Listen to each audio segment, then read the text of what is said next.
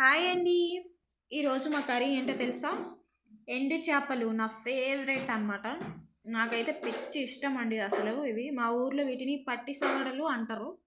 మరి ఇక్కడ ఏమంటారు నాకు తెలీదు. మా ఆయన అయితే ఒట్టు చేపలు అంటాడు.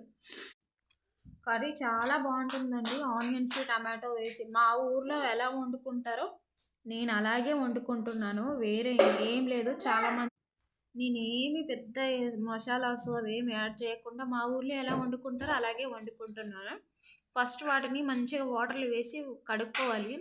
దానిపైన పులుసులాగా తెల్లగా కొంచెం చిక్క చిక్కగా తర్వాత ఆయిల్ వేసి దాంట్లో ఆనియన్స్ వేసుకున్నాను. పోపులు కూడా ఏమి వేయట్లేదు. తర్వాత మిర్చి వేసుకున్నా. చాలామంది పోపులని ఇంకేవేవో వేస్తుంటారులేండి. చూసాను యూట్యూబ్లో కూడా.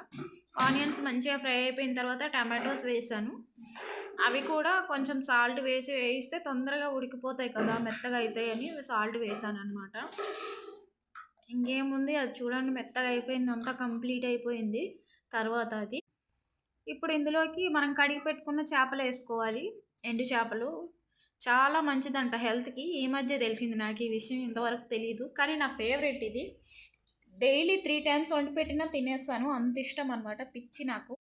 మా సైడ్ ఎక్కువగా ఎండు చేపలు, పిండి వడియాలు, వేయించుకునే వడియాలు ఇలాంటివన్నీ బాగా చేస్తారు.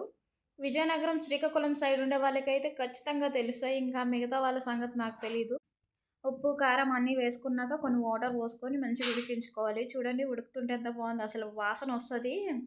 స్ట్రీట్ మొత్తం ఇంకా స్మెల్ అబ్బా. తర్వాత వేడివేడి అన్నం పెట్టుకొని అందులో ఆ కర్రీ వేసి ఆ ముక్క ఉడికింది పెట్టుకుంటే మెత్తగా అసలు తింటుంటే ఆహా అనాల్సిందే, అంత బాగుంటుంది. మీరు కూడా ఒకసారి ట్రై చేయండి. హెల్త్కి కూడా చాలా మంచిదంట. ఇందులో ఏవేవో విటమిన్స్ అన్నీ ఉన్నాయని ఒక డాక్టర్ చెప్పారు ఈ మధ్యనే. వీడియో నచ్చితే లైక్ చేసి ఛానల్ని సబ్స్క్రైబ్ చేసుకోండి.